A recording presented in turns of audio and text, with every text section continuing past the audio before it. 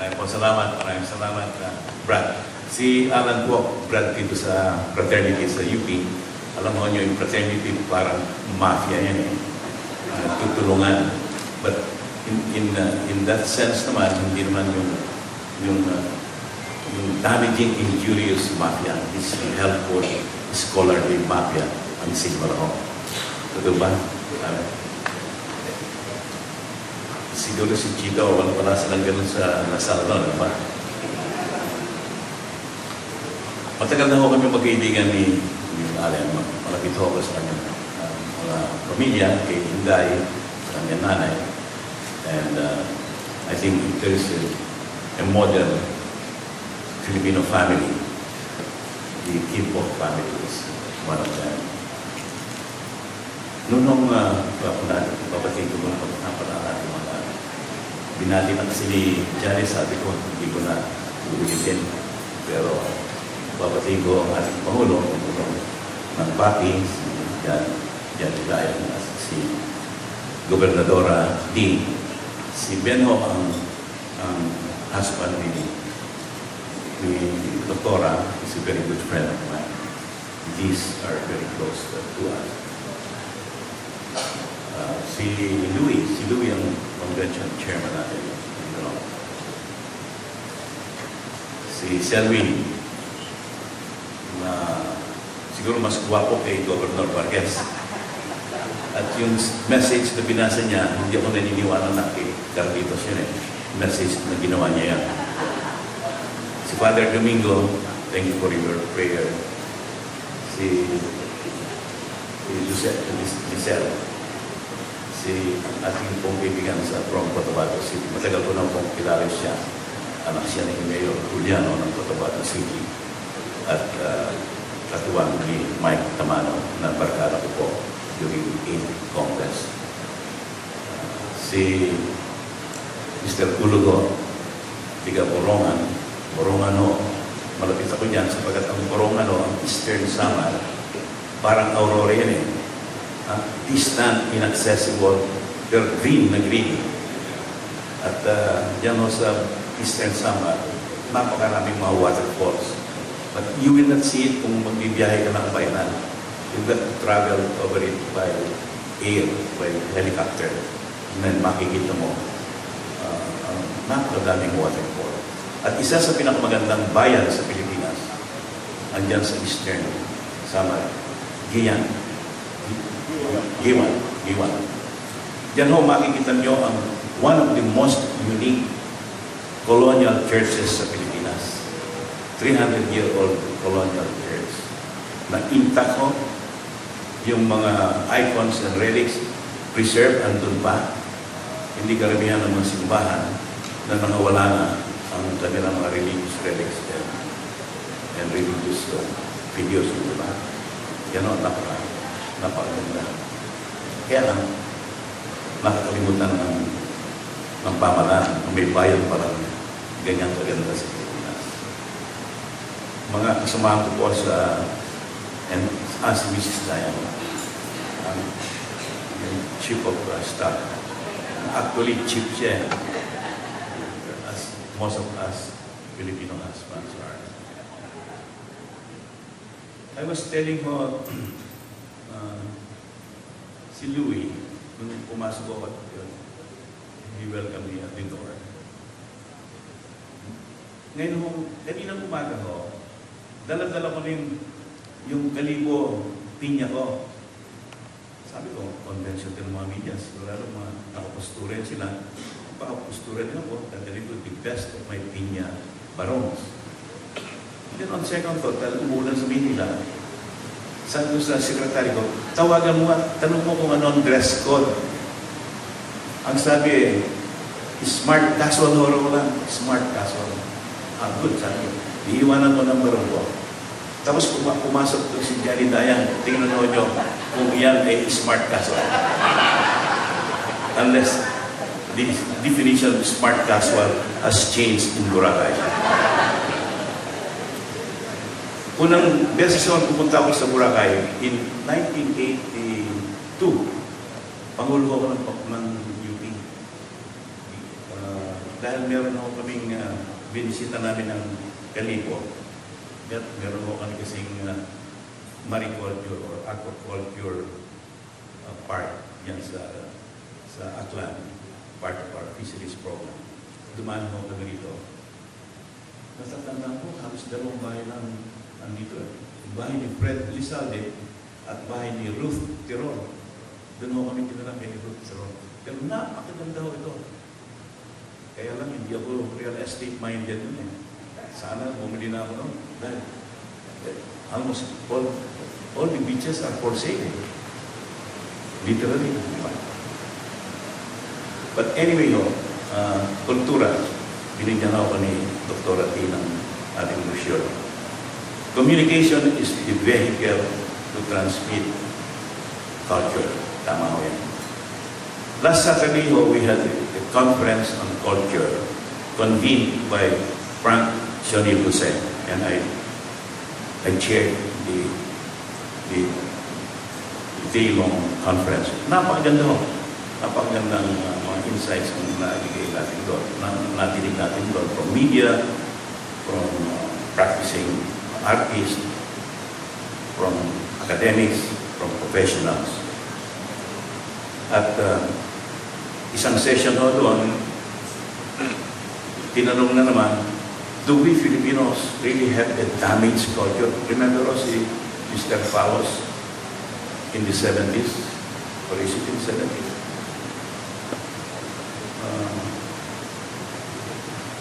Yung mga media natin. In the 80s. In the 90s. He wrote something like, the Filipinos have damaged culture, and that's why, unlike other Asian countries, we cannot move forward because our culture, if at all, our culture is a fragmented. And in a way, we lost our way because we don't know who we are. At yun lang ang topic ko, sabi ko, in June, I was invited by the Department of Tourism to join a roadshow. Kasama ko si Congressman Mira Flores. And we went to Chicago, New York, Toronto, San Francisco, etc.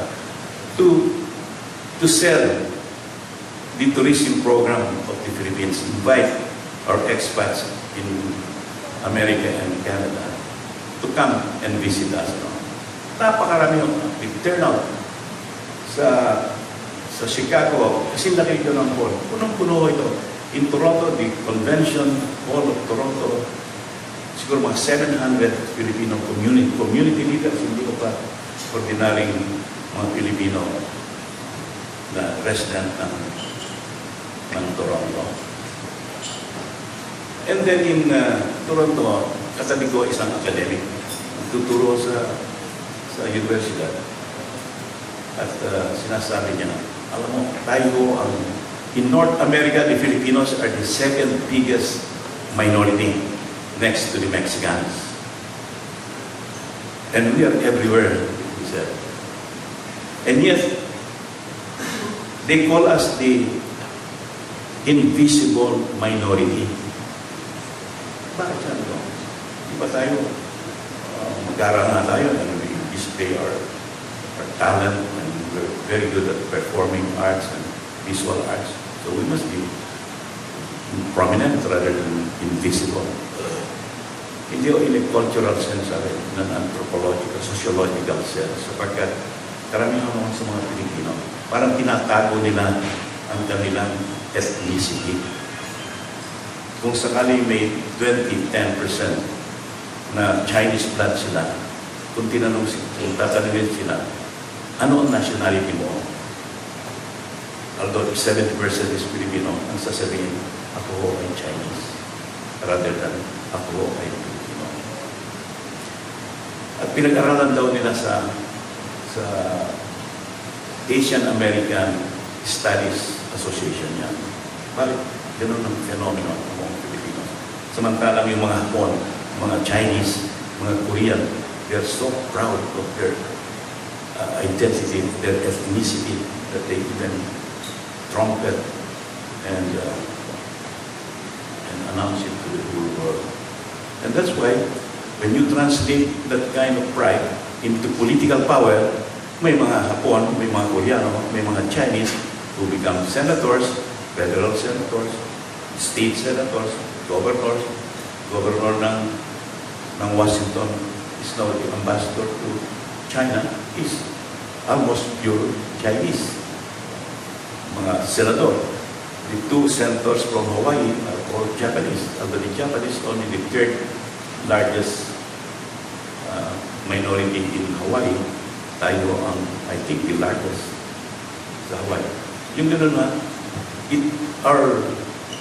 our numbers do not translate into political power, and therefore we are unable, or our presence is not as strongly felt as the other smaller cultural communities because they make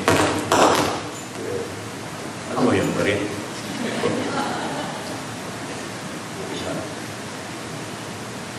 So, bakit naman gano'n sabi ko? Hindi nga natin malaman. Tingnan nyo dito sa Toronto, sa ito, 700 siguro itong mga community leaders, ha?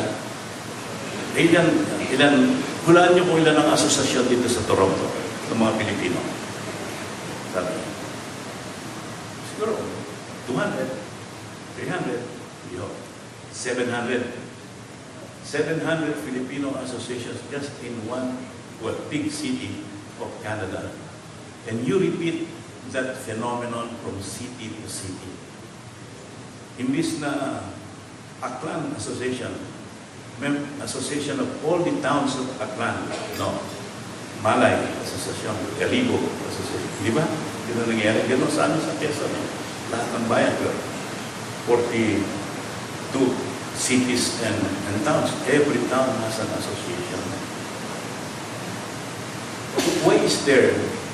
I'm not linking it to the theory of follows that we have a damaged culture, but what I'm saying is that have we, cultural workers, intellectuals, writers, up to now, been unable to inject pride among in our generation, pride in place, pride of country,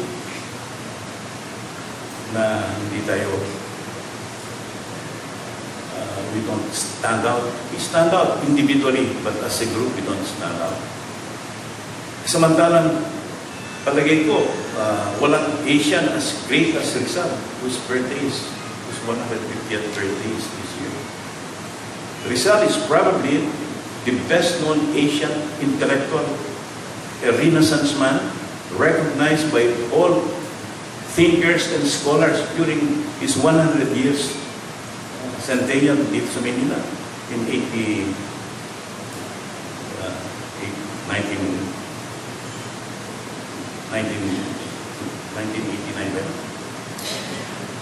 Over 100 intellectuals from all over the world came here, delivered papers about this. He was the first truly reformer who advocated non-violent reform. He was the idol of Gandhi. He was a colleague of Tagore, whose ideas and writings influenced largely the leadership of India during the British colonial rule. Siya no, contemporary niya. Bilib kayo sa niya. O bakit hindi tayo, why should we not be proud of our race, with a race that has produced a great intellect like Rizal? Hindi ba? Many of us go to Chicago, di ba? Go to the Field Museum. The Field Museum is probably one of the largest museum in America that houses one of the largest collections of Filipiniana. Yung collection nila ng flora of the Philippines at the turn of the last century is the widest. There are over 29,000 collection of plants of the Philippines. Siguro kalahati nun nawala na. But they have a unique collection. It's a golden, it looks like a Buddha, but it's not a Buddha. It's a gold, but they call it a golden Buddha. Hindi yung golden Buddha ng panahon ni Mahoy na pinapagawa yan. This Buddha, this golden icon, pure gold, was found in Butuan. It was a pre-Spanish sculpture. And when the scholars studied it, they thought it was brought by Arab traders to Mindanao. No, it was done by Filipino artisans in Agusan, in Butuan, where gold was that gold at the time. Tingnan mo niyo, even before the Spaniards came, we already had our own distinctive skill. Dito sa Kalibo, when I got the National Living Treasures passed, the National Living Treasures recognizes all those traditional artists who never gone to art school or architecture school, but creates beautiful things. And one of them is a Tinya weaver of Kalibo, si Mrs. Josefina de la Cruz. We honored, she's one of the first honorary National Living Treasure awardee. And ang gaganda ho kung ginagawa niyang Tinya, di ba? And in fact, yung mga trabahador niya, kinoconvince ng mga Japanese businessmen to teach Japanese how to weave Tinya cloth. But you know, Tinya is unique to Philippine, I guess, unique to Aklan, Balibo. Hindi mo transplant. So that kind of arts and crafts we already have done. We have the art of writing long before the Spaniards came here. But hindi tayo, why are we not proud of our heritage? Baka nga nagkukulang tayo mga cultural workers at communicators to communicate this kind of message to the young generation. Hindi ba 10 years ago, there was a survey, maybe it's a rough survey, it was a primitive survey, but a UP professor did a survey among Quirino district pupils on who they want to be. Saudi, Japanese, Korea. Nanalo Saudi. Talo pa ang Pilipino. Mga bata, they'd rather be a Saudi Arabian or a Korean or a Japanese than a Filipino. So, maring nagkukulang nga tayo ng mga elders in imparting to the young generation that, we must be proud of our race, of the achievement of our race. Kaya nga, sa forum mo last Saturday, nung the issue of damaged culture was raised, ang sabi ko, hindi, it's not the culture that's damaged. It's damaged politics. It's the politicians who are damaged or damaging our country. Tama naman, di ba? Tama nga. Kaya itong mga writers natin, like Robbie, si Chito, si communicator, they are our heroes rather than Alan and I who are politicians. But Alan is not a politician anymore. He's pure educator. So, I think that's food for thought for all of us. Yan po, introduction lang yan. Hindi ko pa tinatakal yung topic na binigay sa akin, the changing face of Asian media. O ngayon, yan na, I will go to my topic now. I jotted some notes on the changing face of media. Not just Asian media, but of media in general. Not Philippine media, but media in general. Sa ngayon ho, it's like old economy, new economy. Old media, new media. Old Europe, new Europe.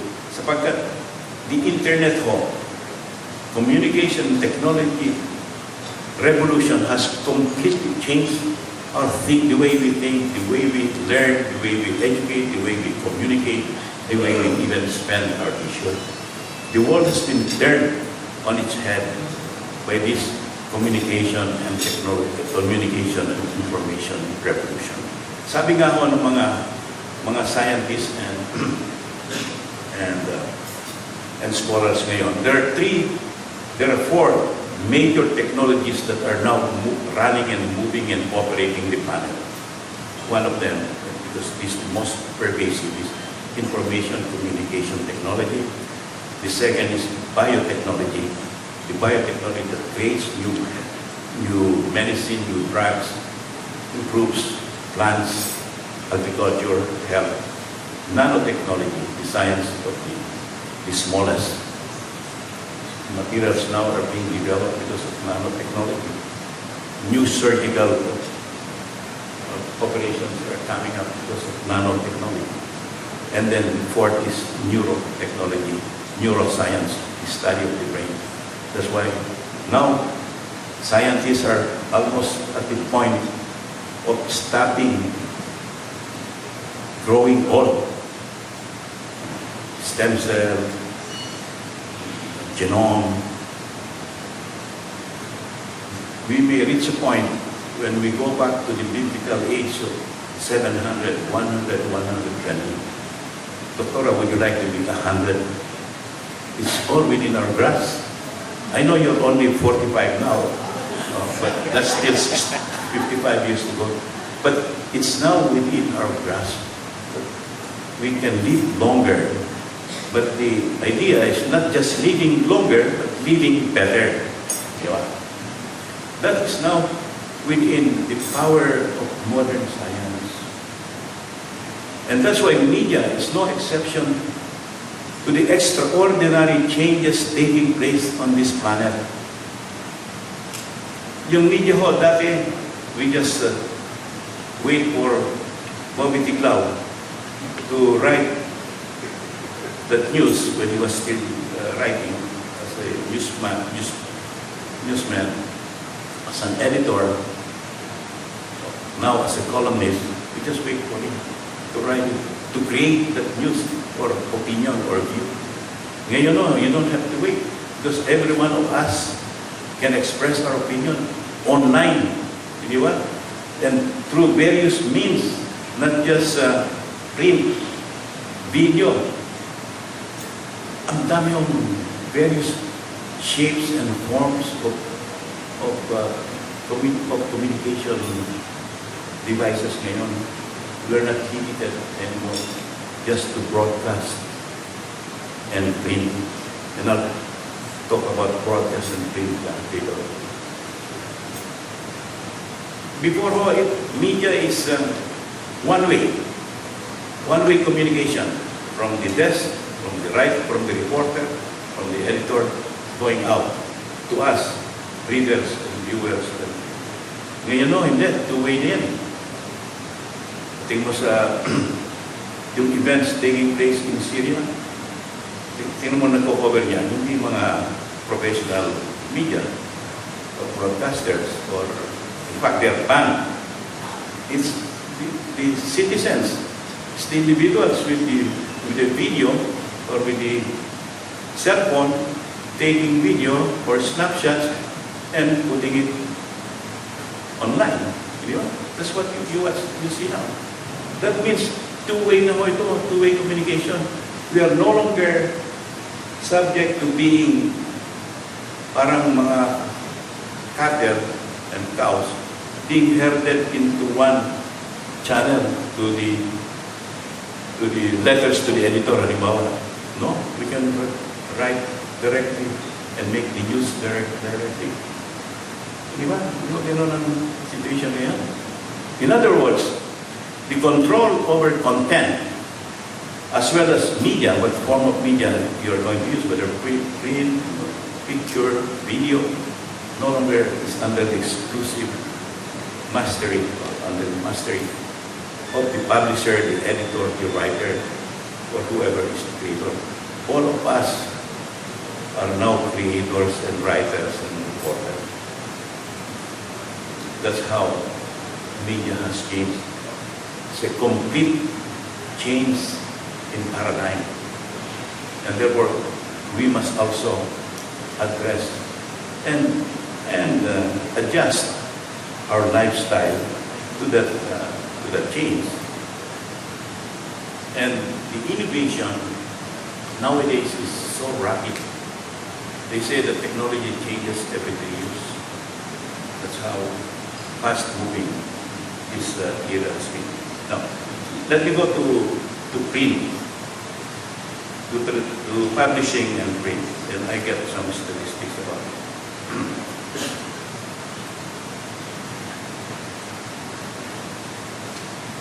Even the traditional publishing, newspaper publishing, for example, is already on the endangered list. Last year, there were 6,126 newspapers in the U.S. Between 2000 and 2010, 26% of that number just went out of circulation, just went out of existence. And it's expected that by 2016, that number will further decline by 17%. The New York Times, once the mightiest, well, up to now I think the mightiest newspaper on earth, 4 years ago went bankrupt. It was saved by a billionaire from Mexico, si Carlos Slim, di ba? Binili niya. And but they also solved their predicament through technology. Technology made them so prohibitively costly to continue publishing, but technology also provided them the way out, which is online publishing. They went digital, they went online. Well, they survived, and now they're back to being profitable. They paid back Carlos Slim, and they got back the old venerable New York Times. The most famous in the UK, well, never mind about the news of the world, talagang, but yeah, the non, ano bang tawag doon? Times of London. Ayun, yan, going bankrupt na eh, except that this Australian is very busy. But now he's got to go online, and if you subscribe to it, you must pay. It's no longer free. Yeah. So one must become innovative and adapt the new technology that makes them all becoming endangered species. You know, publishing and the publishers must face up to this reality. Printing, again, see, printing. They said digital printing will be the leader in market share by 2020. It's only 7 years away. The print on demand has overtaken traditional publishing in yearly title output. Ngayon, Amazon can bypass all the publishers and printers. They deal directly with the writers. Hindi na kailangan ng writers ang publisher or agent. You can get yourself published directly by Amazon. Oh, and what a revolution. And perhaps I can even publish my own book through this modern technology. That's why the phrase written word is no longer relevant. It's an oxymoron. It's contradiction in terms. Wala namang printed word. It's online. It's in the cloud. That's why my conclusion to all this, based on my reading and based on the statistics I've gathered, is that traditional media must better watch out. They must, because the social media, the new media, is perhaps in 1 decade may take over the traditional media. The internet, surprisingly, is not as old as we think. The internet just was born in the 90s. Look how extensive and widespread it has brought changes across the board, from education, print to journalism, to all aspects of life. And I think that is the importance of things to come in media. One must be smart, one must be on his toes, and one must be, above all, there's one phrase, innovative. One must be innovative because this world is now a world game-changing. There's so many game changers happening almost every day today. So yan ang message ko. I can talk on and on, but nagulat ako nung in-announce ni RT. Ang dinner will not be served until the program is finished. Normally, hindi ba, kain muna tayo, then program. Kaya medyo nagulat ako sa so ngayon, I hope I'm the last speaker, kakain ako. Salamat po. Thank you. Stay a little longer here on stage, please. You wish to express to you a gesture of appreciation for your coming here tonight. You just don't know, Honorable Senator, how your presence has given an impact to the lives of the media people like me.